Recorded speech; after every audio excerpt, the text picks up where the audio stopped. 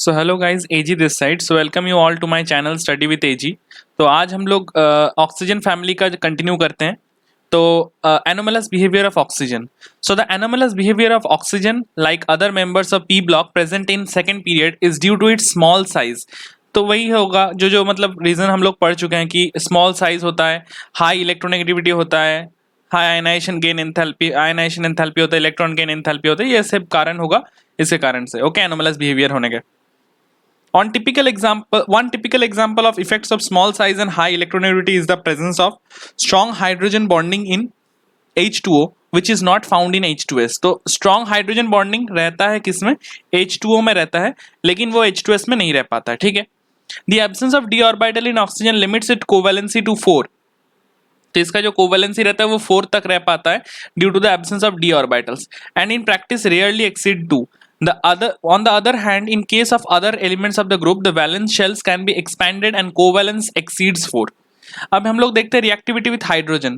So all the elements of group 16 form hydrides of the type H2E। E क्या क्या हो सकता है? Oxygen, sulphur, selenium, tellurium, polonium, ये सारे कुछ हो सकते हैं E का value. Some properties of hydrides are given in table 7.7। Their acidic character increases from H2O to H2T। The increase in acidic character can be explained in terms of decrease in bond enthalpy for the dissociation of He bond down the group। Owing to the decrease in enthalpy for the dissociation of He bond, so owing to the decrease in enthalpy for the dissociation of He bond down the group, the thermal stability of the hydrides also decreases। The thermal stability also decreases from H2O to H2PO। All the hydrides except water possessing reducing character। So all hydrides except water को छोड़ के बाकी सारे के पास क्या होता है? reducing property रहता है, and thus this character increases from H2S to H2T। ठीक है। तो यहाँ पे जो टेबल दिया हुआ है वो टेबल हम लोग सारे अभी तक पढ़ चुके हैं कि मतलब पहले जो नाइट्रोजन फैमिली में था ये वाला टेबल। तो यहाँ पे हम लोग देखते हैं क्या लिखा हुआ है। H2O, फिर H2S, फिर H2Se, फिर H2T। तो यहाँ पे मेल्टिंग पॉइंट केल्विन में अगर लिखा रहेगा तो ये कैसा होगा? 273। वाटर का 100 डिग्री सेंटीग्रेड होता है, सॉरी 100 नहीं, sorry 0 degree centigrade, and boiling point 100 degree centigrade होता है। ठीक है। अब यहाँ पे 273, फिर 188, फिर 208। अच्छा, यहाँ पे फिर से बढ़ गया। तो ये वाला वही होगा ना जो ट्रेंड हम लोग पढ़ के आए हैं, उसमें टिक मार्क जैसा होगा। ठीक है। तो पहली बात तो यहाँ पे 273 होगा, यहाँ पे H2O होगा वाटर। अब यहाँ पे नीचे जो आएगा वो होगा क्या? H2S। ठीक है। यहाँ पे फिर से जो आ जाएगा ये वाला पार्ट थोड़ा सा नीचे 273 से, थोड़ा सा नहीं बहुत से नीचे है, तो ये वाला थोड़ा सा मतलब उल्टा टिक रहता था ना। हम लोग मेल्टिंग पॉइंट वाला देखे थे, ये उल्टा टिक रहता था, ऐसा टाइप का रहता था। ठीक है। इधर ये हो गया आपका H2O, इधर ये हो गया आपका क्या? H2S। यहाँ पे आपका क्या हो गया? H2Se। और यहाँ पे क्या हो गया? H2Te। समझ में आ गया? और ये वाला जो टिक होगा ये थोड़ा सीधा टिक होगा, बॉइलिंग पॉइंट वाला, उसमें आपका ये होगा 373। लेकिन इसमें तो थोड़ा सा ये अजीब देखने को मिल रहा है। इसमें 373 मतलब ये भी ऊंचा वाला ही होगा, तो ये वाला भी आपका ऐसा ही टिक होगा इसमें भी। ठीक है, ये आपको याद रखना है ऐसे टाइप का। तो H2O हो जाएगा, ये यहाँ पे हो जाएगा H2S, यहाँ पे हो जाएगा कहीं पे H2Se लिख लीजिए आप, और यहाँ पे कभी कहीं पे हो जाएगा H2Te। ठीक है। ओके। अब HE डिस्टेंस जो होगा वो धीरे धीरे बढ़ते रहेगा, जितने नीचे जाएंगे धीरे धीरे बढ़ते रहेगा। ठीक है। HEH एंगल जो रहेगा वो धीरे धीरे कमते रहेगा, वो डिक्रीज होगा। ठीक है। फिर kilojoule delta H of formation, तो ज्यादा एनर्जी फॉर्म होगा, -286 किलोजूल पर मोल। फिर यहाँ पे -20, फिर यहाँ पे 73 पॉजिटिव में, मतलब ये एंडोथर्मिक होना स्टार्ट हो गया, फिर 100। समझ में आ गया? अब डेल्टा H और डिसोसिएशन He किलोजूल पर मोल 263, 463, 347, 276। तो ये डिसोसिएशन एनर्जी है वो भी क्या हो रहा है? धीरे धीरे डिक्रीज कर रहा है। ये समझ में आ गया? डिसोसिएशन कांस्टेंट भी धीरे धीरे क्या होता है? थोड़ा बढ़ते जा रहा है, ज्यादा डिसोसिएट होने का टेंडेंसी है। ठीक है। अब हम लोग आगे देखते हैं। So reactivity with oxygen. So all these elements forms oxides of the type EO2 and EO3 where E is equals to sulfur, selenium, tellurium और polonium। Ozone and sulfur dioxide are gases while selenium dioxide is solid। तो यहाँ पे बहुत एक important point जो आ रहा है कि ओजोन और सल्फर जो है वो क्या होता है? गैस होता है, लेकिन सेलेनियम डाइऑक्साइड SeO2 जो रहता है वो होता है क्या? सॉलिड। ठीक है। So reducing property of dioxide decreases from SO2 to TeO2। तो रिड्यूसिंग प्रॉपर्टी जो है इन लोगों का क्या होता है? वो डिक्रीज होता रहता है फ्रॉम SO2 से TeO2। ठीक है। सो SO2 is reducing while TeO2 जो रहता है वो ऑक्सीडाइजिंग नेचर का रहता है। तो यहाँ पे ये आपको याद रखना है कि जो SO2 रहता है वो क्या होता है? वो रिड्यूसिंग नेचर का रहता है। तो मैं यहाँ पे साइड में लिख भी देता हूँ, SO2 जो होता है वो क्या होता है? रिड्यूसिंग नेचर का रहता है। और आपका TeO2 ये रहता है, वो क्या होता है, वो हो जाता है ऑक्सीडाइजिंग एजेंट, ऑक्सीडाइजिंग एजेंट हो जाता है, ठीक है। So besides EO2 type, sulphur, selenium and tellurium also forms EO3 type oxide, जो SO3 होता है, SeO3, TeO3 etcetera. Both type of oxides are acidic in nature, तो दोनों टाइप के जो ऑक्साइड्स है वो दोनों ही क्या हो जाते हैं, एसिडिक नेचर के होते हैं। समझ में आ गया ये वाला part. So beside EO2 type, sulphur, selenium and tellurium also forms EO3 type. So ये SO3, ये सारे ऑक्साइड जो है एसिडिक नेचर के हैं, both type of oxides are acidic in nature. अब इसके बाद हम लोग आगे देखते हैं क्या है, reactivity towards the halogen. So elements of group 16 forms a large number of halides of the type EX6 हो सकता है, EX4 हो सकता है, EX2 हो सकता है, where E is the element of the group and X is the halogen. तो E जो होता है वो क्या हो जाता है, एलिमेंट हो जाता है ग्रुप का, और X जो है वो हैलोजन है। The stability of the halides decreases in the order F-, फिर Cl-, फिर Br-, फिर I-। तो क्यों ऐसा होता है, क्योंकि साइज के कारण जो F- का साइज होगा वो क्या हो जाएगा, कंपैरेटिवली क्या हो जाएगा, छोटा हो जाएगा as compare to Cl-, compare to Br-, compare to I-। तो इस साइज के कारण क्या हो जाता है, उसका जो स्टेबिलिटी हो जाता है वो बढ़ जाता है, ठीक है। Amongst hexahalides, hexafluorides are the only stable halides। तो ये क्यों होता है, क्योंकि आयोडाइड अगर बनाएगा, हेक्सा आयोडाइड बनाएगा, तो सोच सकते हैं कितना बड़ा हो जाएगा चीज, तो इसके कारण हम लोग क्या करते हैं, सिर्फ हेक्साफ्लोराइड ही बना पाते हैं, ठीक है। So all the hexafluorides are gaseous in nature, ये आपको याद रखना है, यहां से क्वेश्चन बन सकता है। ऑल हेक्साफ्लोराइड्स जो है वो गैसियस नेचर के होते हैं। दे हैव ऑक्टाहेड्रल स्ट्रक्चर, तो इनके क्या होता है, ऑक्टाहेड्रल स्ट्रक्चर भी होता है। तो सल्फर हेक्साफ्लोराइड जो SF6 के नाम से हम लोग जानते हैं, is exceptionally stable for steric reasons. Amongst tetrafluorides SF4 is a gas, SeF4 a liquid and TeF4 a solid. तो क्या क्या होता है, SF4 जो होता है वो क्या हो जाता है, गैस हो जाता है, ठीक है। ACF4 सेलेनियम फ्लोराइड जो होता है वो क्या हो जाता है, लिक्विड हो जाता है। और TeF4 जो होता है, टेलुरियम फ्लोराइड, टेट्राफ्लोराइड, वो जो हो जाता है वो सॉलिड हो जाता है। तो ये चीज याद रखना है आपको। So these fluorides have sp3d hybridisation and thus have trigonal bipyramidal structure. तो इनका जो होता है वो होता है ट्राइगोनल बाइपिरामिडल स्ट्रक्चर होता है, in which one of the equatorial position is occupied by a lone pair. So एक जो इक्वेटोरियल पोजीशन है, इक्वेटोरियल पोजीशन मतलब आप समझ पा रहे हो कि ये जो होगा SF4 जैसे कि स्ट्रक्चर हो गया, यहाँ पे सल्फर सल्फर, यहाँ पे फ्लोरीन फ्लोरीन, यहाँ पे ये दो तो हो गए, और ये दो फ्लोरीन जो है वो ऐसे टाइप का रहेंगे, और एक जो लोन पेयर रहेगा वो ऐसे टाइप का रहेगा, ठीक है। सो मतलब एक जो लोन पेयर रहेगा वो इक्वेटोरियल पोजीशन को ऑक्युपाई करता है, ठीक है। So this geometry is also regarded as a seesaw geometry. तो आपको देख के मैं ये थोड़ा सा सीसॉ जैसे लग रहा है कि यहाँ पे ये स्टैंड है सीसॉ का, और ये एक साइड का फ्लैंक है, ये एक साइड का फ्लैंक है, ठीक है। ये समझ में आ गया। So all elements except oxygen forms dichlorides and dibromides. तो ऑक्सीजन को छोड़ के बाकी सारे जो एलिमेंट्स है वो डाइक्लोराइड्स और डाइब्रोमाइड्स बनाते हैं। So these dihalides forms an sp3 hybridisation and thus have a tetrahedral shape, the tetrahedral structure। the well known monohalides are dimeric in nature। तो जो मोनोहैलाइड्स जो है वो सारे क्या हो जाते हैं, डायमेरिक हो जाते हैं नेचर में। Examples are H2F2, H2Cl2, H2Br2, Ac2Cl2 and Ac2Br2। These dimeric halides, जो डायमेरिक हैलाइड्स हैं वो क्या होता है, undergo disproportionation as given below. और वो क्या बनाते हैं, यहाँ पे देख सकते हैं आप लोग, यहाँ पे माइनस अगर 1 क्लोरीन का हो गया तो ये -2 हो गया, तो +1 बनाता है सिलीनियम यहाँ पे। और यहाँ पे डिस्प्रोपोर्शनेशन मतलब मैंने आपको पहले भी बताया कि एक बड़ा ऑक्सीडेशन स्टेट में जाएगा, एक छोटा ऑक्सीडेशन स्टेट में जाएगा। तो यहाँ पे सेलेनियम ऑक्सीडेशन स्टेट में 0 में आ गया, मतलब ये 1 से छोटा हो गया, और ये वाला हो गया +4, तो ये 1 से ज्यादा हो गया, ठीक है। सो एक बड़ा और एक छोटा में ब्रेक हो जाता है। डायमेरिक हैलाइड्स जो हो जाते हैं वो क्या हो जाते हैं, डिस्प्रोपोर्शनेट कर जाते हैं, ठीक है। ये एग्जांपल जो है ये इंपॉर्टेंट है आपको, Ac2Cl2 gives AcCl4 plus 3 times Ac, आपको याद रखना है। H2S जो होता है वो लेस एसिडिक देन H2TE। ऐसा क्यों होता है, so due to the decrease in bond dissociation enthalpy down the group, acidic character बढ़ता है। तो ये तो बहुत ही ऑब्वियस चीज है, हम लोग पहले भी डिस्कस कर चुके हैं कि जो डिसोसिएशन एंथैल्पी है वो नीचे जितना जाते हैं, वो बॉन्ड डिसोसिएशन एंथैल्पी है वो डिक्रीज करते रहता है। तो इसीलिए क्या होता है, एसिडिक कैरेक्टर इंक्रीज करता है, मतलब हाइड्रोजन लूज करना उसके लिए बहुत आसान हो जाता है, ठीक है। अब list the important source of sulphur. तो सल्फर का आपको पता ही है, मैंने पहले भी बताया सारा कुछ, मतलब एप्सम सॉल्ट्स जो है, MgSO4.7H2O, ये सारे जो ये थे, मतलब मैं और इसको डिस्कस नहीं करना चाहता हूँ, मैं आपको ये होमवर्क के लिए देना चाहता हूँ कि आप एक बार फिर से इसको देख लीजिए कि क्या इसका सोर्स जो है वो सारे आप एक बार अच्छे से देखिए। बैराइड्स जो होते हैं, फिर आपके ये सारे होते हैं, बहुत important. Right the order of thermal stability of the hydride of group 16 element. तो ग्रुप 16 मतलब ऑक्सीजन फैमिली। तो ऑक्सीजन फैमिली का थर्मल स्टेबिलिटी हम लोग पहले भी डिस्कस किया कि जितना नीचे जाएंगे उतना स्टेबिलिटी क्या हो जाएगा, डिक्रीज करेगा। बॉन्ड डिसोसिएशन एंथैल्पी डिक्रीज करता है तो थर्मल स्टेबिलिटी भी डिक्रीज करता है। तो पहली बात तो H2O सबसे ज्यादा हो गया, उसके बाद H2S हो गया, फिर H2Se हो गया, फिर H2TE हो गया, फिर H2PO तो बनता भी नहीं है, ठीक है, वो कोई बहुत ही बड़ी बात नहीं है, let's okay ignore that particular stuff, ठीक है। सो ये सारा कुछ हो गया। फिर उसके बाद wise water a liquid and H2 S a gas, तो वही हाइड्रोजन बॉन्डिंग के कारण एक्सटेंसिव हाइड्रोजन बॉन्डिंग होता है उसमें, एक्सटेंसिव H बॉन्डिंग। तो H बॉन्डिंग होने के कारण क्या होता है, वो एसोसिएटेड मॉलिक्यूल जैसा एक्ट करता है।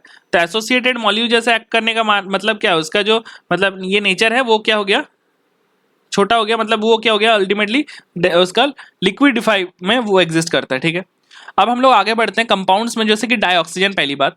सो प्रिपरेशन कैसे करते हैं, dioxygen can be obtained in the laboratory by the following methods. तो पहली बात तो जो है by heating oxygen containing salt such as chlorates, nitrates and permanganates. तो ये सारे जो मतलब एनायनिक सॉल्ट्स है, मतलब जैसे कि क्लोरेट्स हो गए, जैसे कि नाइट्रेट्स हो गए, जैसे कि परमंगनेट्स हो गए, ये सारा कुछ को हम लोग भी हीट करेंगे तो हम लोग यहाँ से क्या ऑब्टेन कर सकते हैं, डाइऑक्सीजन ऑब्टेन कर सकते हैं। तो 2KClO3 इसको हीट करते हैं MnO2 के प्रेजेंस में, मैंगनीज डाइऑक्साइड के प्रेजेंस में, तो यहाँ पर KCl और 3O2 मिलता है, ठीक है। फिर उसके बाद जो आता है by thermal decomposition of the oxides of metals low in electrochemical series and higher oxides of some metals, ठीक है। तो यहाँ पे देख सकते हैं आप लोग, जैसे कि Ag2O gives Ag plus O2, Pb3O4 gives 6PbO plus O2, यहाँ पे HgO जो होता है वो 2Hg plus O2, 2PbO2 gives 2PbO plus O2। ये सारे कुछ जो हो गए, ये एग्जांपल्स क्या हो गए कि अगर आपका जो मेटल्स है वो लोअर ऑक्सीडेशन स्टेट में लाई, सॉरी वो आपकी इलेक्ट्रोकेमिकल सीरीज में लो में लाई करते हैं, जो नीचे लाई करते हैं, और उसके अलावा जो इनका जो हायर ऑक्साइड्स है वो भी इनमें कंसिडर किया जाता है, ठीक है। So now hydrogen peroxide is really decomposed into water and dioxygen by catalyst such as finely divided metals and manganese dioxide। तो यहाँ पे आप लोग देख पा रहे हो 2H2O2 gives 2H2O plus O2। So on large scale it can be prepared from water or air। Electrolysis of water leads to the release of hydrogen at the cathode and oxygen at the anode। तो ये बहुत important है, hydrogen जो release होता है वो cathode में release होता है। क्यों ऐसा होता है, क्योंकि हम लोगों को पता है कि कैथोड जो होता है वो क्या होता है, कैथोड जो होता है वो पॉजिटिव होता है। तो पॉजिटिव अगर होता है, एनोड जो होता है वो नेगेटिव होता है अकॉर्डिंग टू इलेक्ट्रोलिसिस। तो एनोड जो होता है वो नेगेटिव होता है, तो हम लोग इसीलिए क्या करते हैं इसमें, कैथोड जो होता है H+ जो आयन है वो सारे रिलीज होते हैं यहाँ से, और ऑक्सीजन जो होते हैं वो कहाँ रिलीज होते हैं, एनोड में रिलीज होते हैं, ठीक है। तो ये सारे कुछ हम लोग को पता चल गया, ओके।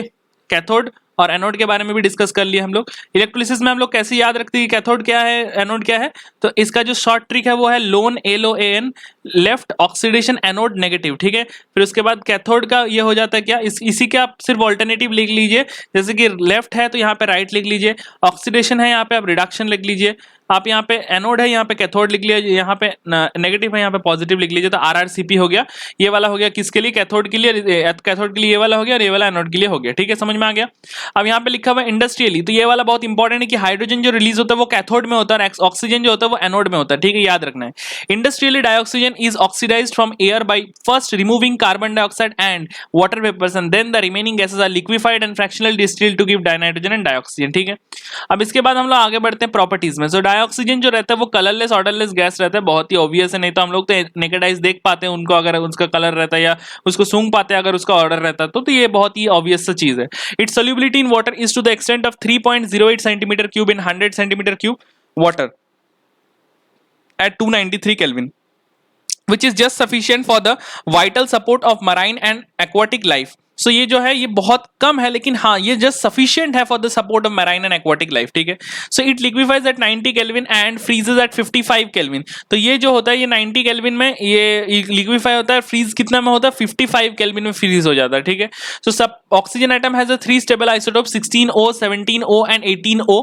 अब molecular oxygen O2 is unique in being paramagnetic in spite of having even number of electrons. तो ये तो बहुत ही ऑब्वियस, मतलब ऑब्वियस नहीं है, बहुत ही मतलब एक अच्छा सा प्रॉपर्टी आपको याद रखना है। जो O2 होता है उसमें 16 इलेक्ट्रॉन्स होते हैं, लेकिन उसके बावजूद ये हो जाता है क्या, पैरामैग्नेटिक इन स्पीशीज। तो पैरामैग्नेटिक नेचर का हो जाता है ये जो चीज है, ये पैरामैग्नेटिक स्पीशीज हो जाता है, ठीक है। So dioxygen directly reacts with nearly all the metals and non metals except some metals, example AU और PT and some noble gases, ठीक है। So its combination with other elements is often strongly exothermic which helps in sustaining the reactions। So however to initiate the reaction some external heating is required। तो इस reaction को initiate करने के लिए थोड़ा सा एक्सटर्नल हीटिंग का जरूरत पड़ता है। As bond distribution enthalpy of oxygen double bond is high. तो ऑक्सीजन का जो बॉन्ड है उसको ब्रेक करने के लिए थोड़ा सा ज्यादा एनर्जी रहता है, क्योंकि वो डबल बॉन्ड रहता है, तो इसीलिए उसको थोड़ा एनर्जी सप्लाई करना पड़ता है। तो 493.4 किलोजूल पर मोल जो है वो हो जाता है ऑक्सीजन डबल बॉन्ड का ये bond enthalpy, bond dissociation enthalpy, ठीक है। हम लोग आगे बढ़ते हैं कि some of the reactions of dioxygen with metals, non metals and other compounds are given below. So calcium के साथ अगर ऑक्सीजन का रिएक्शन करेंगे 2Ca plus O2 gives what CaO बन जाता है।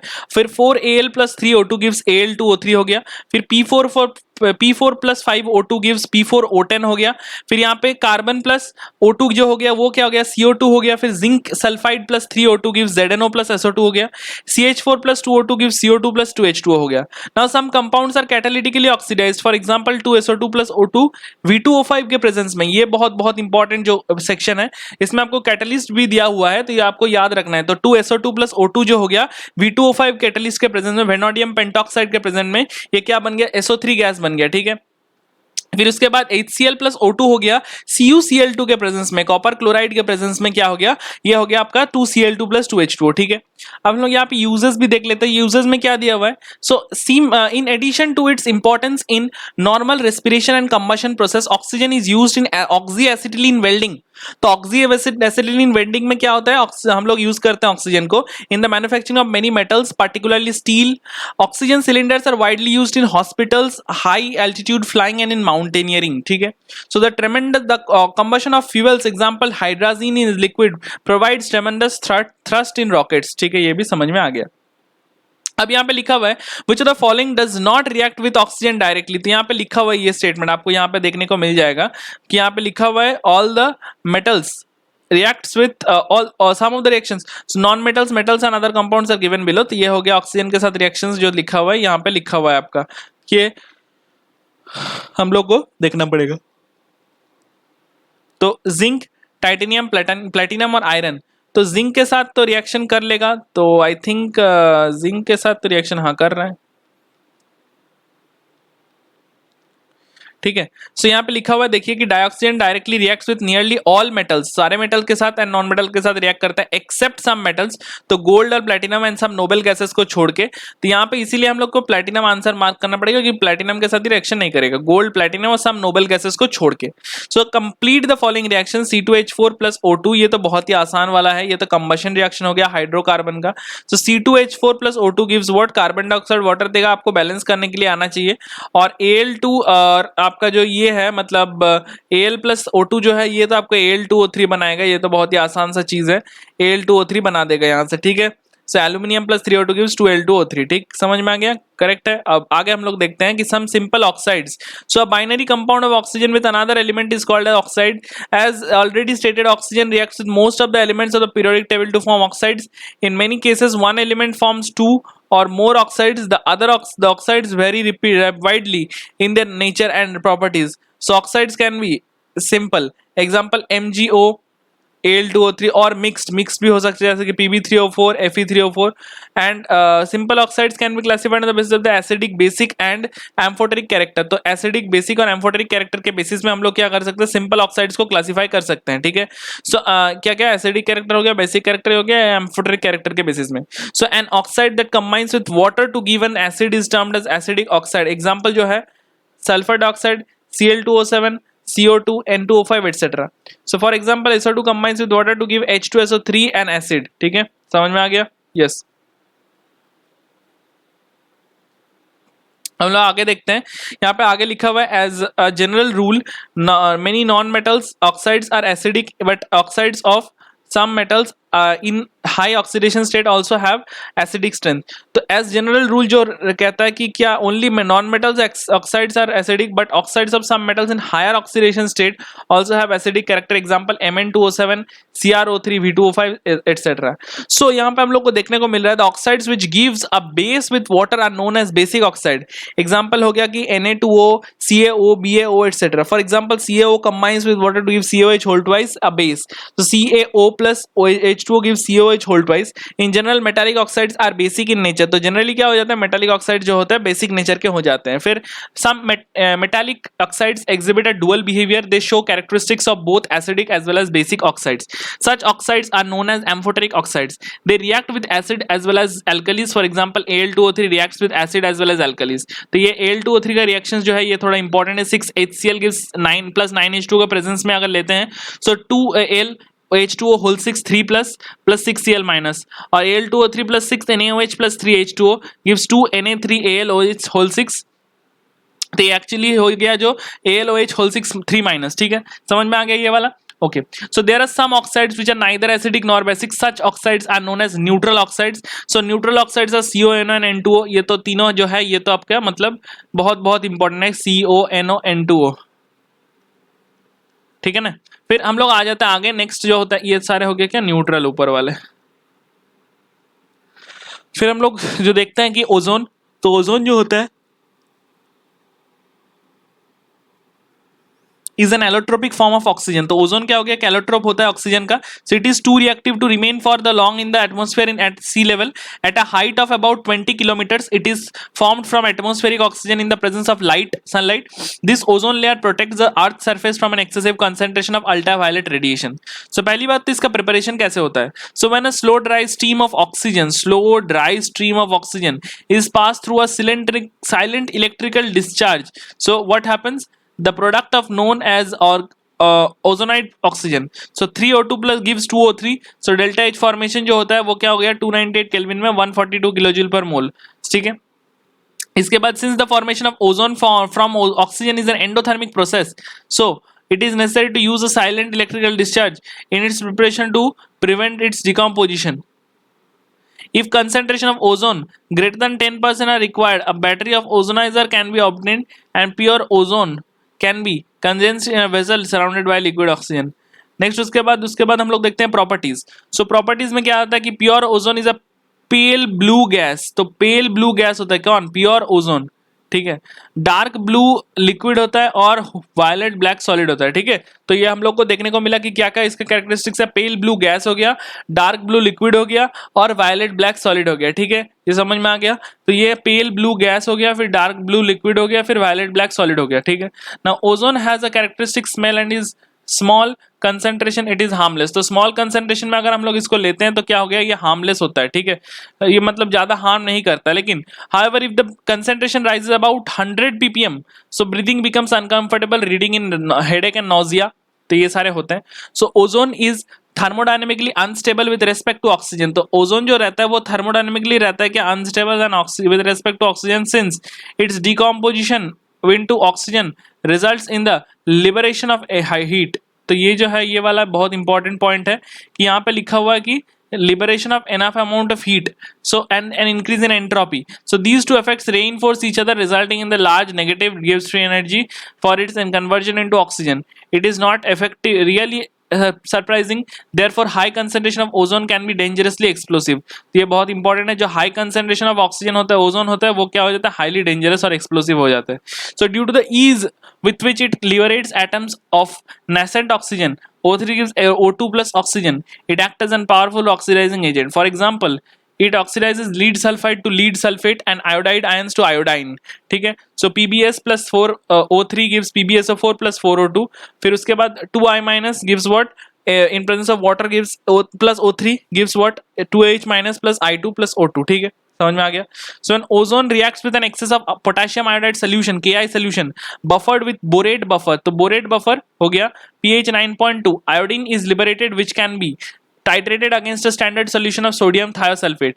This is a quantitative method for estimating O2 O3। तो ये आयोडीन के साथ जो सोडियम थायोसल्फेट वाला यूज है, ये क्या हो गया, ये हो गया थोड़ा आपका ozone method in laboratory. Lab में ओजोन मेथड मतलब ओजोन गैस का एस्टिमेशन में ये प्रोसेस यूज किया जाता है।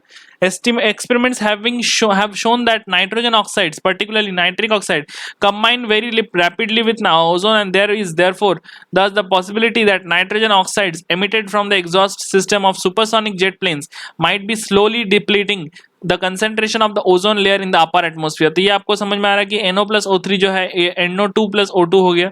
So another trend to this ozone layer is probably posed by the use of freons which are requested in the aerosol which are used in aerosol sprays and refrigerant, ठीक है, ये समझ में आ गया। So another threat to this ozone layer is probably posed by the use of freons which are used in aerosol sprays and as refrigerants. So इसके बाद जो रहता है कि the two oxygen oxygen bond length in ozone molecule are identical. क्यों होता है identical? क्योंकि इसमें जो canonical structure रहते हैं वो equivalent होते हैं, वो equivalent resonating structure रहते हैं. तो इसी के कारण उसका जब हम लोग resonance hybrid draw करते हैं तब उसका bond length same आ जाता है, ठीक है. And the molecule is angular as expected with a bond angle of about 117 degree. It is a resonance hybrid of the two main forms. अब इसके बाद हम लोग आ जाते हैं uses में. तो it is used as a germicide, disinfectant and for sterilizing water. It is also used for bleaching oils, ivory, flowers and starch etc. It acts as an oxidizing agent in the manufacturing of potassium permanganate. ठीक है, समझ में आ गया. अब इसके बाद हम लोग देखते हैं आगे.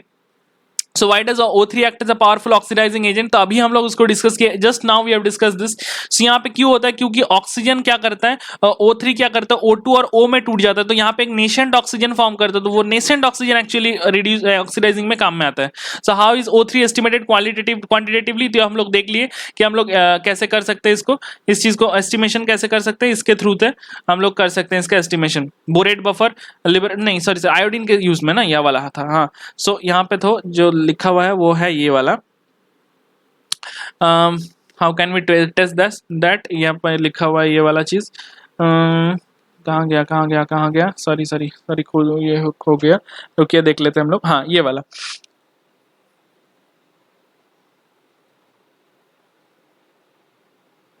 ओजोन का टेस्ट, ये वाला. Iodine is liberated which can be titrated against a standard solution of sodium thiosulphate. So this is a quantitative method for the estimating of O3 gas. तो ये वाला जो पार्ट है ये इंपॉर्टेंट है, ठीक है, समझ में आ गया. तो हम लोग आगे बढ़ते हैं. अब यहाँ पे लिखा हुआ है सल्फर और इसका allotropic forms. So sulphur forms numerous allotropes of which the yellow rhombics alpha sulphur जो है एंड मोनोक्लिनिक बीटा सल्फर जो है forms are the most important. So the stable form at room temperature is rhombic sulphur. तो ये बहुत important है. जो room temperature में स्टेबल है वो कौन सा है, रोम्बिक सल्फर वाला जो है वो रूम टेम्परेचर में स्टेबल है. Which transforms to monoclinic sulphur when heated above 369 kelvin. ठीक है, so rhombic sulphur alpha sulphur this allotrope is in yellow in colour.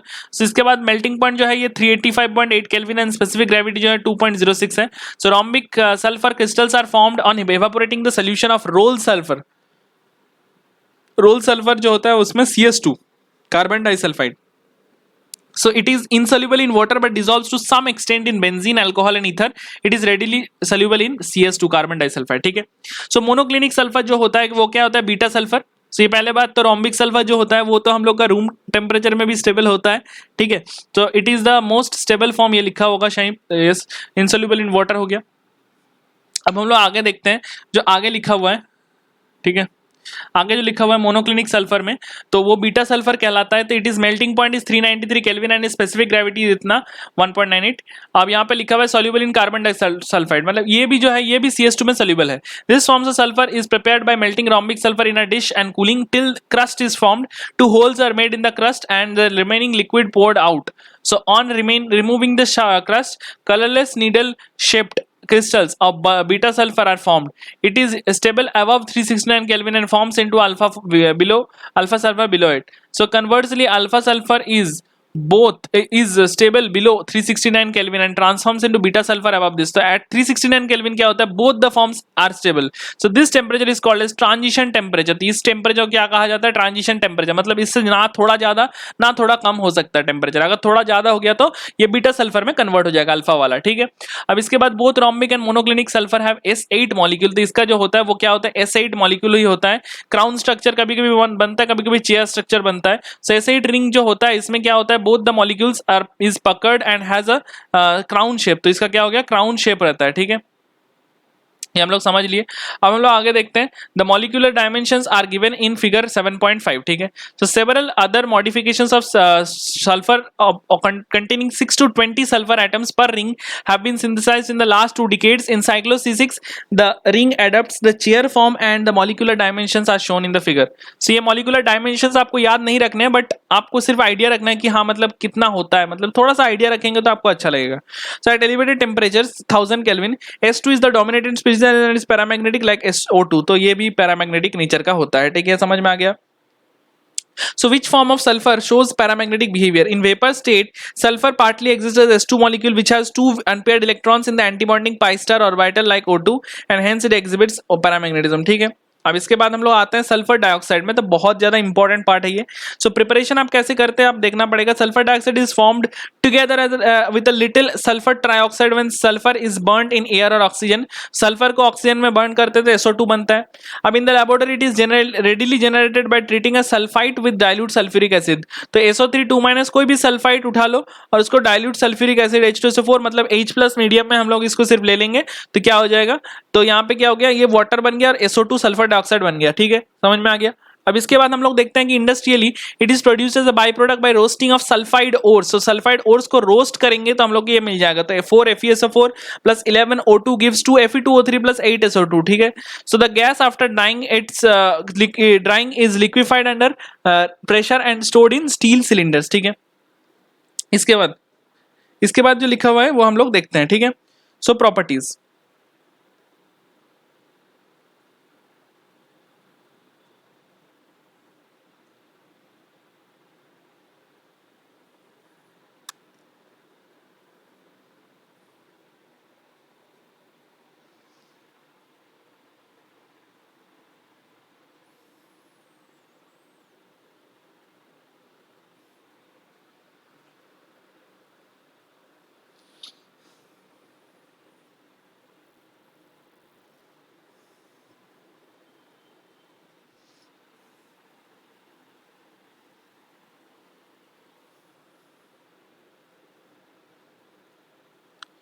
तो हम लोग जो देख रहे थे कि properties, sulphur dioxide is a colourless gas with pungent smell and is highly soluble in water.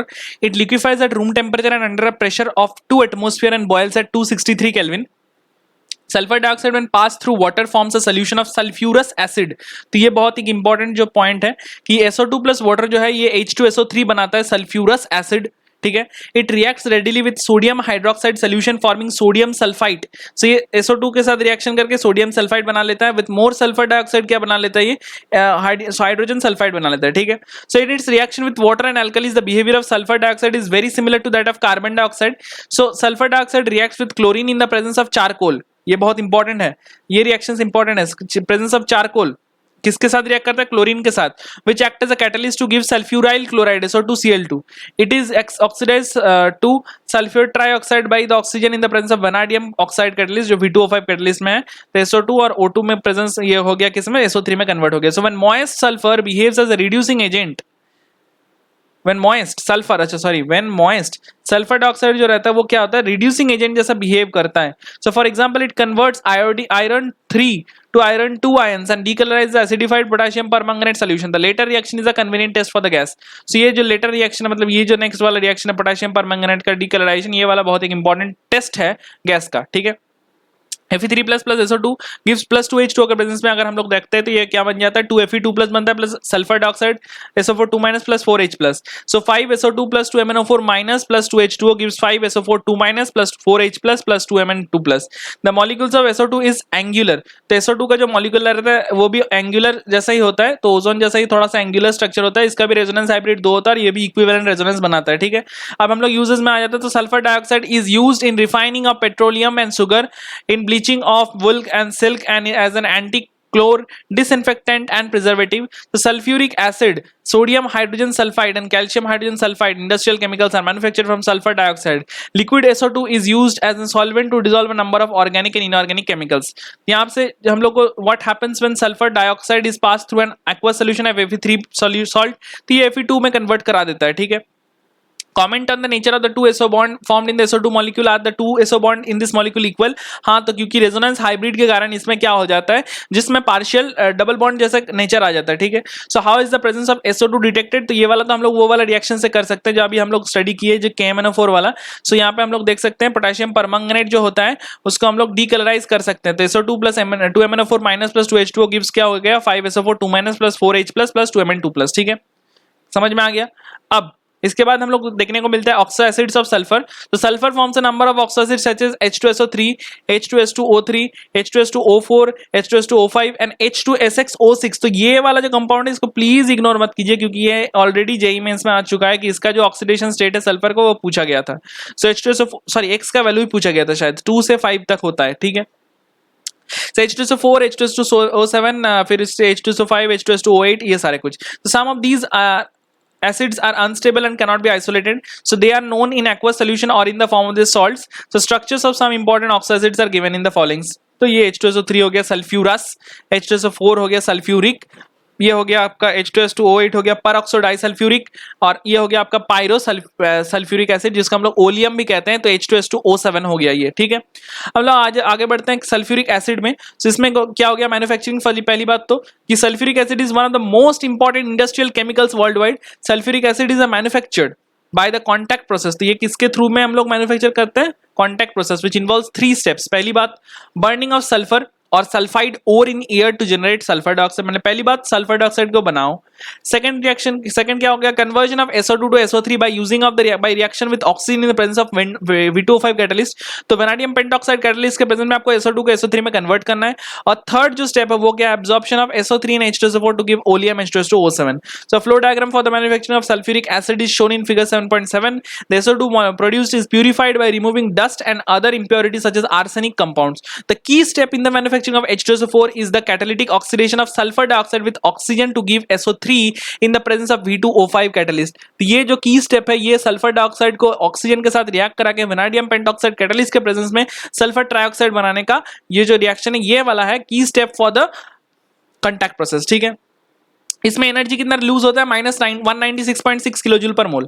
The reaction is exothermic reversible and the forward reaction leads to a decrease in volume. So ये क्या हो गया, ये जो reaction ये exothermic होता है, मतलब हीट रिलीज होता है, रिवर्सिबल होता है। और पहली बात तो जब फॉरवर्ड रिएक्शन है वो क्या होता है, leads in decrease in volume, therefore low temperature and high pressure are the favourable condition. तो ये बहुत इंपॉर्टेंट क्वेश्चन आ सकता है, low temperature and high pressure. आपको कैसे याद रखना है, low temperature and high pressure आप ऐसे करके याद रख सकते हैं, HPTL high pressure temperature low, ठीक है, ऐसा टाइप का।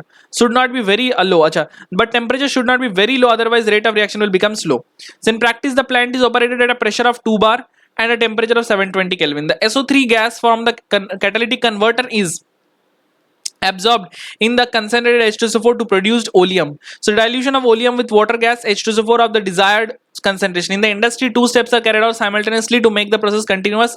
One and also to reduce the cost. तो SO3 H2SO4 के प्रेजेंस में H2SO7 बनाता है। तो sulphuric acid obtained by contact process is 96 to 98% pure. तो यहाँ पे आपको सेटअप पूरा में देखने को मिलता है। आप इसको अच्छे से इसको एक बार थोड़ा सा देख सकते हैं, यहाँ से क्वेश्चन तो नहीं बनेगा ऑफ कोर्स, तो आप देख सकते हैं इसको अच्छे से एक बार अगर आपको मन करा तो। इसके बाद प्रॉपर्टीज जो है, sulphuric acid is a colourless dense oily liquid होता है with a specific gravity 1.84 at 298 Kelvin. The acid freezes at 283 Kelvin and boils at 611 Kelvin. It dissolves in water with the evolution of large quantity of heat. So hence care must be taken while preparing sulfuric acid solution from concentrated sulfuric acid. The concentrated acid must be added slowly into water with constant stirring. The chemical reactions of sulfuric acid are as a result of the following characteristic. पहली बात तो जो है लो volatility रहता है, फिर उसके बाद स्ट्रॉन्ग एसिडिक कैरेक्टर रहता है, उसके बाद स्ट्रॉन्ग एफिनिटी फॉर वाटर रहता है, लास्ट जो है ability to act as an oxidising agent. So in aqueous solution H2SO4 act as ionised in 2 steps. पहली बात जो है H2SO4 प्लस वाटर जो है H3O प्लस बनाता है HSO4 माइनस। तो ये जो पहला वाला का जो Ka है वो क्या हो जाए, एसिड डिसोसिएशन कांस्टेंट वो वेरी लार्ज है, मतलब 10 से भी ज्यादा है। लेकिन जो सेकंड वाला है HSO4 minus plus water gives H3O plus plus SO4 2 minus, तो इसमें जो एसिड डिसोसिएशन कांस्टेंट है वो बहुत कम है, 1.20 बहुत ऑलमोस्ट नेग्लिजिबल है। So the larger value of Ka1 means that H2SO4 is largely dissociated to H plus and HSO4 minus. So greater the value of dissociation constant Ka, the stronger is the acid. The acid forms 2 series of salts, normal sulfate such as sodium sulfate and copper sulfate, and acid sulfate, example sodium hydrogen sulfate. Sulfuric acid because of its low volatility can be used to manufacture more volatile acid. तो sulfuric acid को क्यों use कर सकते हैं हम लोग, because of its low volatility can be used to manufacture more volatile acid from the corresponding salts. ठीक है, जैसे कि हम लोग को यहाँ पे ये रिएक्शन मिलना है देखने के लिए, 2mx plus H2SO4 gives what, 2HX plus M2SO4 x। यहाँ पे क्या क्या हो सकता है, फ्लोरीन हो सकता है, क्लोरीन हो सकता है, नाइट्रेट हो सकता है, ठीक है। थोड़ा सा अजीब नहीं लग रहा है, नाइट्रेट NO3 माइनस NO3 हो सकता है, ठीक है, समझ में आ गया। अब concentrated sulfuric acid is a strong dehydrating agent. Many wet gases can be dried by passing through them. Sulfuric acid, provided the gas do not react with the acids. Sulfuric acid remove water from the organic compound. It is evident by its charring action on carbohydrate. तो जब हम लोग carbohydrate में H2SO4 को reaction कराते हैं तो पूरा सिर्फ कार्बन निकलता है, कार्बन ब्लैक और 11 वाटर।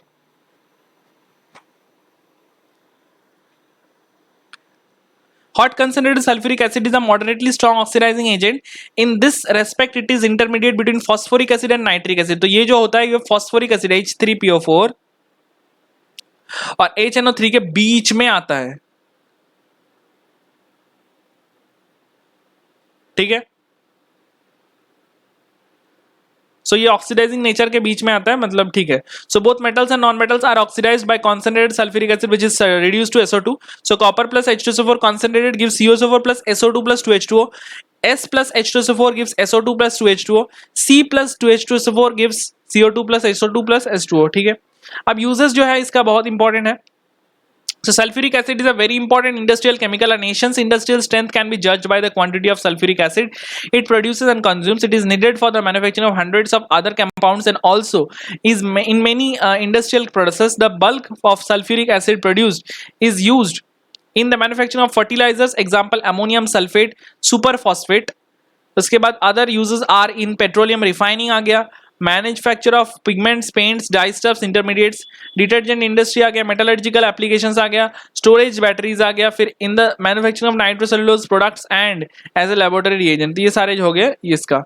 इसके बाद जो लिखा हुआ है कि इन टेक्स्ट में mention 3 areas in which H2SO4 plays an important role, ये यूजर से आप लिख सकते हैं, बहुत इंपॉर्टेंट है। फिर write the condition to maximise the yield of H2SO4 by contact process.